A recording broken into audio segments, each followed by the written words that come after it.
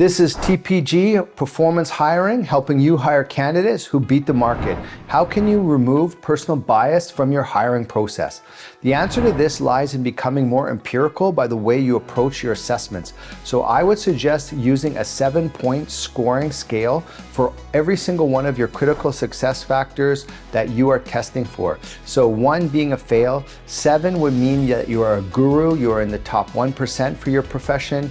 Number 6, a score of 6 would mean that you're an expert in the top 10%. A score of 5 means you're in the top 25th percentile, and so on and so forth. And then for each one of the elements that you're testing for, you give the candidate a score out of 7, and then you add that up, you can get an aggregate score. We use some fictitious candidates here to give you an example. Here we have John Smith, Jane Smith, Alex Jones, and Sean Johnson.